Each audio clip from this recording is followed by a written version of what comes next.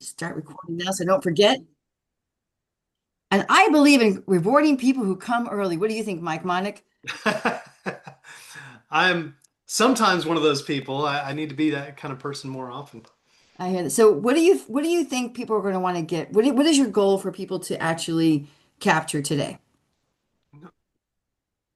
Well, the presentation today is I attended recently for the third time in the last 9 years a class on how Facebook works, how Meta, meaning Facebook and Instagram work. And my goal for going to those classes are to learn more about how to increase my own reach and my philosophy on using Facebook for business is kind of masked by the fact that it's fun and can be interesting. It can be a huge time waster as well.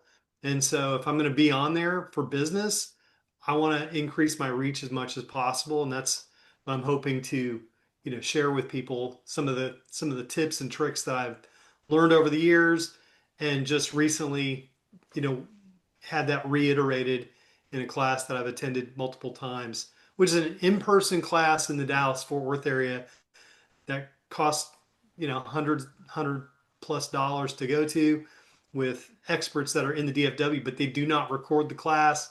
You have to be there in person. And so it's I first attended it almost 9 years ago. Wow. And yeah, and it's so a lot of what, I know about that kind of stuff comes from these kinds of classes, but it works. This stuff works. I kind of feel like, Mike, this is that analogy, and I'm going to let you take over from here. But I kind of feel like this is that analogy that Coach uses where the guy went to a hardware store and bought a chainsaw.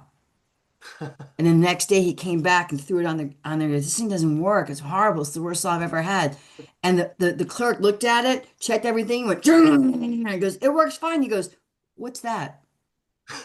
He literally was trying to use a chainsaw as a normal manual saw and it didn't work. Now, will it get the job done? Sure. But what you're about to hear today with Mike Monick, I know, is how to take your tool. It's a very powerful tool, social media, but actually use it as a professional, use it in a refined way, and really kind of know what it is. So I'm gonna hush up, Mike, and you just go ahead and take it away. Well, thanks. I'm just glad to be here, and I really appreciate this particular call because it's made a huge difference in my business. To be thinking about social media from the standpoint of how do we market ourselves, in on social media, how do we get the word out for what it is that we do, in the business, and that's made all the difference for me over the last couple of years. And there's a lot more that we can do. There's my numbers I need to increase, et cetera. And social media is a part of that. But to go through some things, and I'm going to spend 30 minutes today, going through some of the things that I've learned, and I'm going to do a share and share my screen with y'all. And this is a little more advanced, so I'm going to speak to people that you probably already know how to post. You probably already know, some of the ins and outs of putting together a reel or a video on Facebook. There are lots of tutorials on that. You can go to YouTube and check those things out, not necessarily from me, but from other people. But this is about how to increase your reach after you already know how to do those things. So it's a little bit more advanced. But here's the plan. We've got a 5 point plan that I'm putting together for everybody, which is you bring value by being consistent. Use different post types, which we'll talk about what that means. And this is super important. Number three is we're not all business. It's 20% max that is, posting about business. Acting fast is key to helping things out, and also how to make more friends. And I'm using the term in social media terms, make more social media friends. Okay. So as we go through this, just kind of keep in mind, take some notes.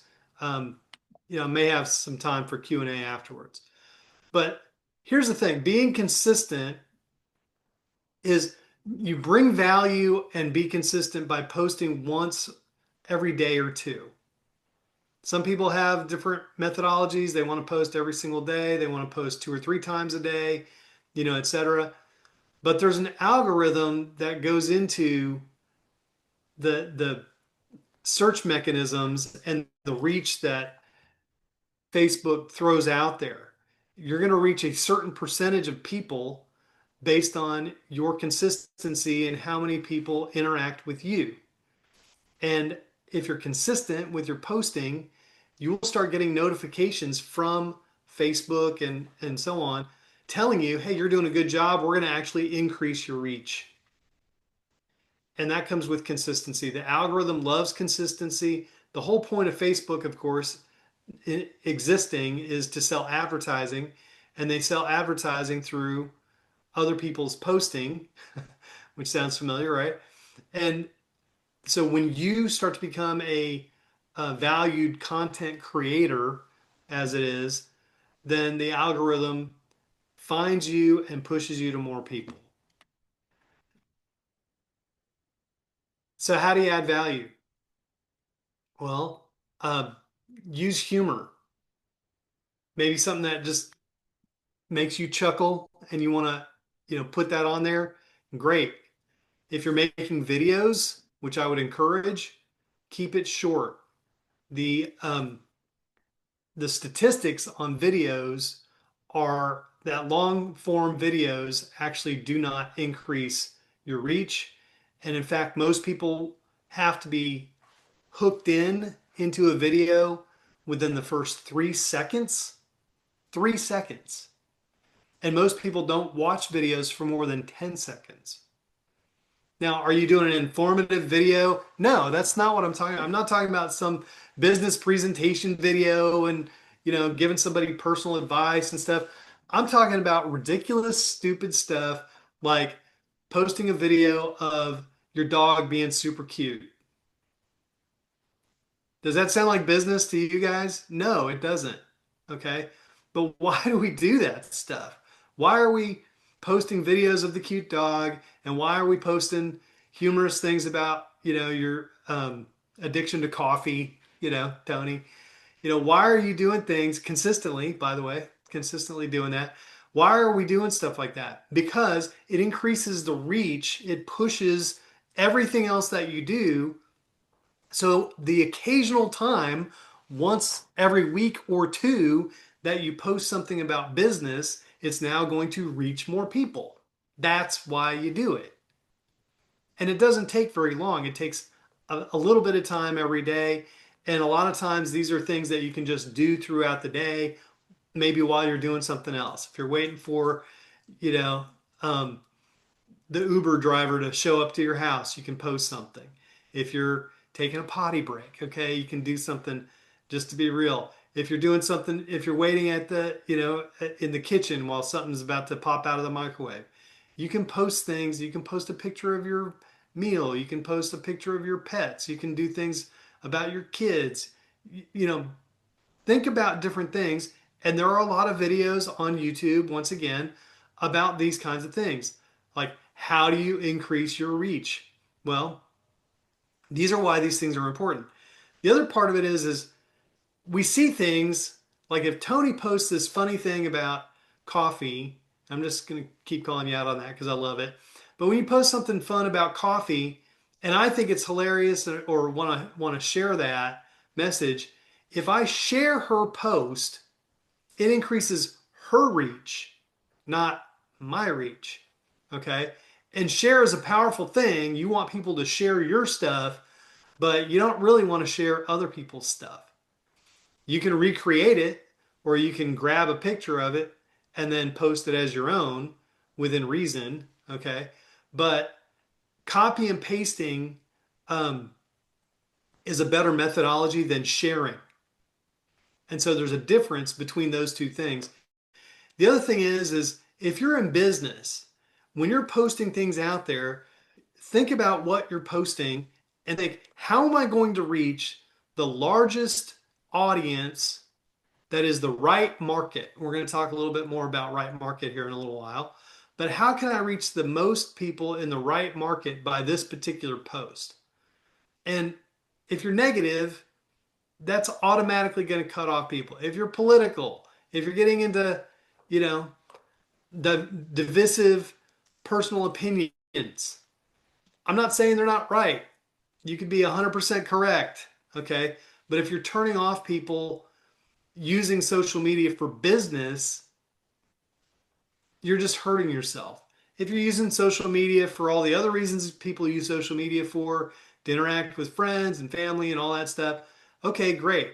But for me, my overriding theme of what I'm posting, as personal as it may be, is to attract people into wanting to work with me. That's my overriding theme. And that may seem, antithetical to some people. Hey, I'm on social media. I want to be with my friends and my family and all the other stuff. Okay. But that's not why I'm on there. Okay. There's been times in my life where that's been the case. But if you're going to use social media for business, make sure you have a business worthy uh, profile on especially your Facebook page. All right, so take a look at this. So use different types of posts. Did you know that there are a lot of different ways you can post, especially on Facebook?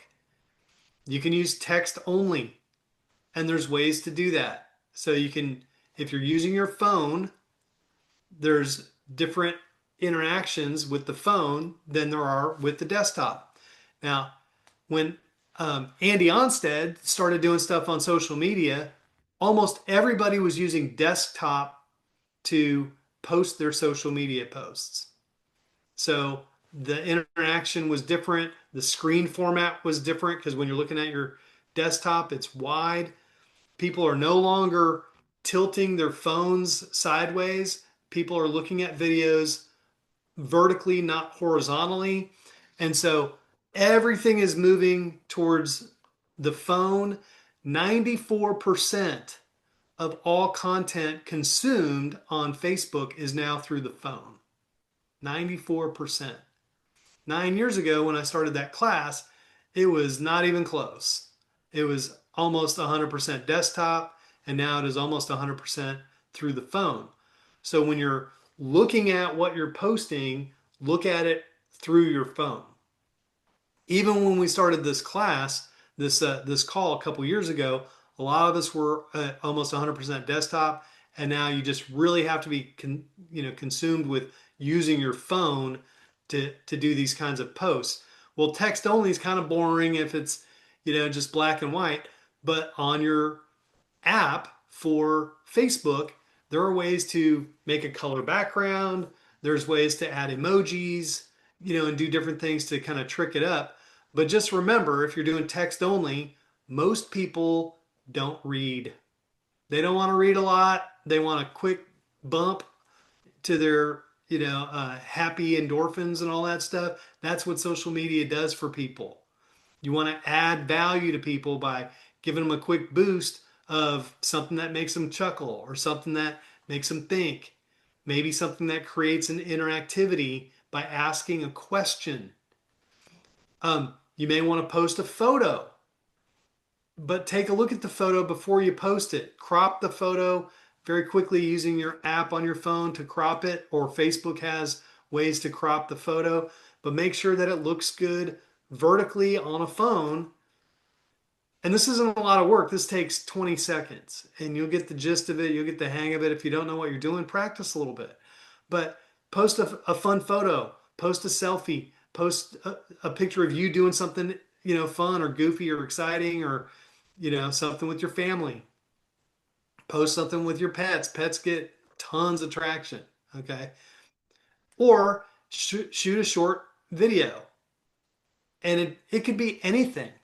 And I literally mean anything. I don't know. A couple months ago, I shot a 10-second video of my KitchenAid stand mixer going in a circle, making some ice cream. I literally posted that with a little text on top of it that said, "Make an ice cream," or whatever. That thing got over 1,000 views within like 36 hours. And people were commenting, "Oh my gosh, that looks so delicious. What's the recipe? Blah, blah, blah, blah, blah, blah, blah." Okay. It took me 30 seconds to do it. And I'm gonna do it again. Okay. and I'm gonna make some more ice cream too. But short videos, it's just ridiculous what people will look at. You can add music to it. And short videos on Facebook are called Reels. And Reels are videos that you can create. They stay put, and they're always there. There's other videos that go away in a short period of time. I don't know much about those. I can't really recommend them. But short videos called Reels are also shared if you set up your profile correctly with Instagram. So if you create a reel on Facebook and you adjust your settings, I'm not going to get into that today, but if you adjust your settings and have an Instagram account and link the two together, all of a sudden you've created two posts for the price of one. So now you've increased your reach on Instagram and all you did was post something on Facebook. So mix it up. Do some reels, do some photos, do some text only. And then every once in a while, post something about business. Every once in a while. So 20% or less. Like if you're going to post once a day, maybe 1 out of 5. But I'm not talking about overt posts saying, I am a life insurance salesperson. Help me sell life insurance. That is not what I'm talking about most of the time. Maybe every once in a while, and I mean like twice a year, you do something like that. But what I'm really talking about are things that are sideline to the direct message on social media. Think about it like this. You're driving down the road and you see a billboard. People do not swerve off to the side of the road, take a photo of the billboard, and make the phone call to call the attorney, that's advertising on the billboard. They don't do that. But seeing that billboard day in and day out, every time you happen to drive by it, puts that name of that business in your mind. It reminds people that, hey, this is what this person does. Or if I'm thinking about, gosh, I need to call an attorney. I don't know who to call. I wonder I saw that billboard over on I-30. I'm going to drive by there and see if that was the guy I'm thinking of. Okay. That's what people do on social media. If you're posting every once in a while about congratulating my teammate without even going into detail, congratulations to my teammate, they, passed their test. Or I had a great time meeting up with, my counterparts in Puerto Rico. We had an awesome time. We play hard and we work hard, and I'm so proud to be on a great team. Did I say anything about selling life insurance or talking about, mutual funds? No, I'm not talking about that stuff. Okay. You can post those things every so often, but really rarely. People do not care about that stuff on social media. They are not on social media to be sold something. Most people are not on social media looking for work. But when they happen to see that you're looking for work every once in a while, when they happen to see every once in a while in between the pets and the kids and the ice cream posts and all the other stuff that you're posting, when they happen to see that, man, that guy that makes the ice cream, he also is talking about he's looking for people to join his team. Okay, he seems like a good guy. That's what you're trying to create. That's what you're trying to create. So many people will get on social media and overkill their audience. You have a very finite time to catch somebody's attention, and the algorithm will absolutely quash your efforts if you are overkilling people with the same, in your face, join us. Are you the dad that doesn't have life insurance? Are you the mom that, is going to post on GoFundMe? All that stuff that we talk about, it's a turnoff to people. Let's just be real about it. Okay. I love our business. I love what we do. I love talking to people one-on-one about it. And we got a whole little video series about how to move people into having a meeting with them and talking one-on-one. That's not what we're talking about today. We're talking about increasing your reach to reach the most amount of people with the least amount of work.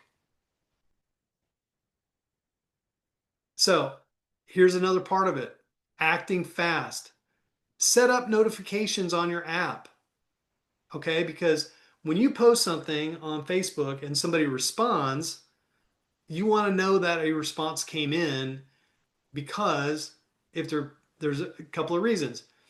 One, you just want to see that it's performing. If it's not performing in the early hours after after you've posted it, if you post it and you've got no responses, no comments, nobody's liking your post within 4 or 5 hours, especially, that post is dead. It's not going to get traction. Nobody's going to look at it. There's probably not much you can do to revive it. Okay. But if you're getting some response immediately, it's resonating with people, you can absolutely do things to affect, in the early times that you post, how many more people it's going to get pushed out to. And you do that by responding to likes and or comments. So for example, you post something, like I posted the ice cream thing. Somebody posts the ice cream thing, I get a notice that they commented on that. Ooh, looks delicious. Well, I can either not respond at all, because that's not even a question. Okay, they're just commenting on there. Or I could say, thanks, it really was delicious. What's your favorite flavor of ice cream? Or what should I make next? Okay, so you ask a question based on a comment and you start a dialogue. And the dialogue is what pushes the algorithm to show more people. So I didn't really get into statistics earlier, but the fact is that the algorithm naturally pushes things out to about 3 to 5% of your friends. That's the natural reach of the Facebook algorithm. It's going to be like 3 to 5%. So if you've got, the average person has about 300 or 400 people on there, let's say 400 people, it's naturally going to kick it out to, let's say 5%. That's 20 people. 20 people are going to naturally see what you did in their news feed. And you say, well, that seems really low. Well, imagine if you had 300 people that all post once a day, your news feed would be crazy. It would be massive. You'd never see. And for those of us that have 1,000 people or more than 1,000 people, I've got like 4,000 people, that my news feed would be ridiculous. I would never see the same people twice. So it's important that you interact with people that you want to see your feed. Hear me again on that. We're going to touch more on that here in a second. But it's important that you interact with people that you want to see your feed. So when you're responding and you're acting quickly, you like and comment each comment. You comment to each comment. So if somebody leaves a comment, you're going to comment back with a question or a thank you. You're going to like their comment. I don't always do it at the same time. Very often they'll make a comment. I will leave a comment or a question as a response to their comment. And then maybe a day or so later, if it's still got some legs, I'll go back and I'll like the comments, like all of the comments, all at the same time. Why? Because it shows that I'm still engaged over a period of time. The algorithm likes it and it pushes it out there. And here's the other reason when you want to be quick. Because sometimes nefarious people or people that are being jerks or whatever will hijack your post. Mike, I hate ice cream. Ice cream stinks. Who would say that, right? But if somebody's being negative about the business or hijacking your post by inserting a link, hey, this is the best ice cream maker that there is out there. Here's a link to go see it. I don't want that on my post. Why? Because Facebook does not like links that go off of Facebook. They want people to stay on Facebook. So if somebody hijacks your post with, curse words or a bunch of negativity or whatever it is, you don't have to put up with that. It's your post. You can mute that comment. you can delete that comment. And if it's somebody that's doing things consistently or rubbing you the wrong way, you can unfriend them or block them. You don't have to put up with that. But especially the links, the number one mistake that people make on Facebook, the number one mistake that people make on Facebook is that they will share a link. They'll see a video or something that they thought was great on the news or on YouTube or even on another Facebook post, and they will post a link. And I had one of my guys doing this. Big fan of a radio personality in their town and wanted to do the guy a solid by posting about his radio show. And so they would post, hey, follow this guy on social media. He's got a great radio show. Here's the link to the station if you want to listen live. And I was like, that's a huge mistake by doing that because Facebook hates that. They don't want you to go off of Facebook. You're telling people on Facebook to go off of Facebook, and all of your content will be squished as a result of that. So you got to be fast by being active. And so set up notifications so you don't have to check it every 2 seconds. You don't want to become addicted to social media. Okay. But this is a great way to know when somebody's left a comment or something like that. All right. Now, here's the other part. If you're wondering, well, why am I not getting more traction? And you're wondering, okay, this 3 to 5%, if you're posting and you notice that everybody that's liking your comment is a Primerica person, you're wasting your time. Okay? And I love you guys, but the people that are doing the best on social media have been deleting our business counterparts from their social media feeds because you guys are all so interactive and great and we love to celebrate each other.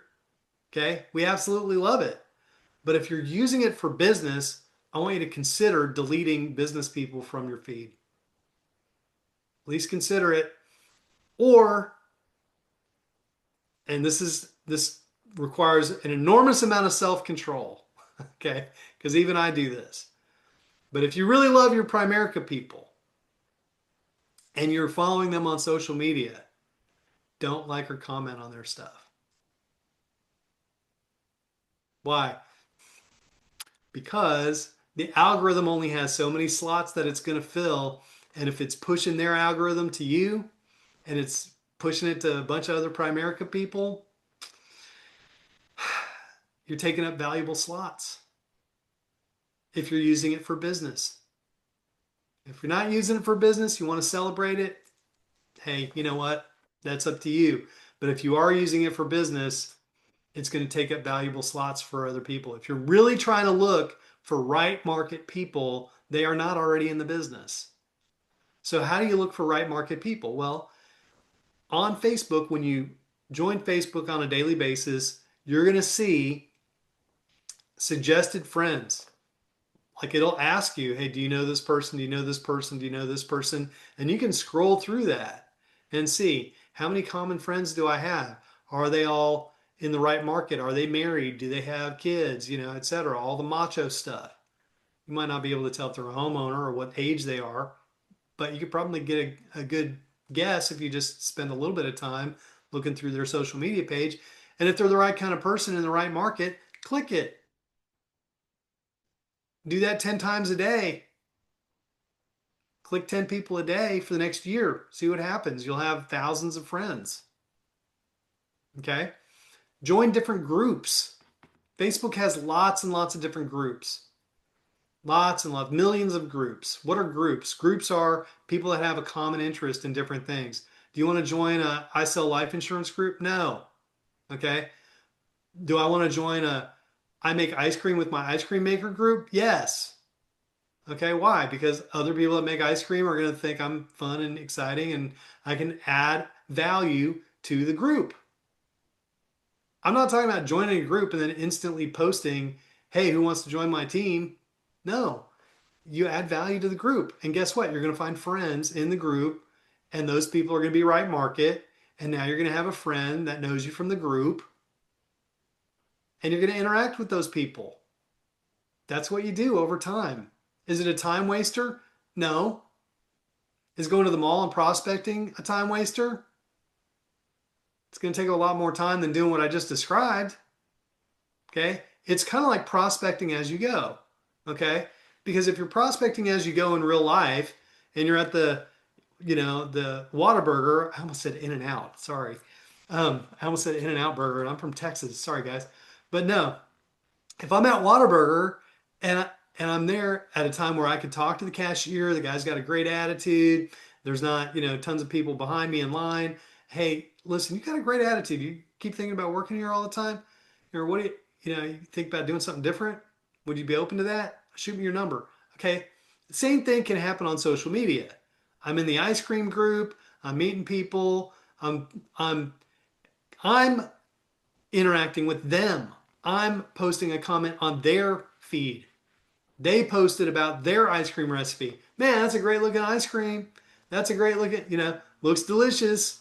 What's your favorite flavor? Can I have the recipe? All those different things. Over time, you start to become recognized in the group.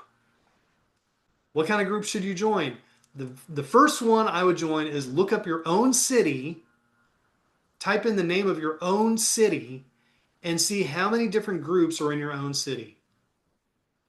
One of the best groups I've joined is called a Buy Nothing, Sell Nothing group. Okay, Tony? Tony likes those groups too.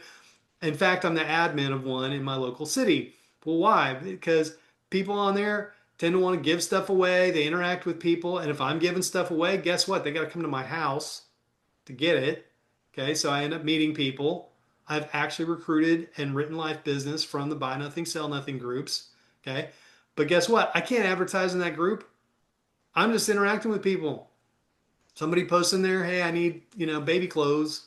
And I might have small baby clothes from when my kids were little laying around the house. I can give that stuff away. People are asking for stuff, or you're giving away stuff, or whatever.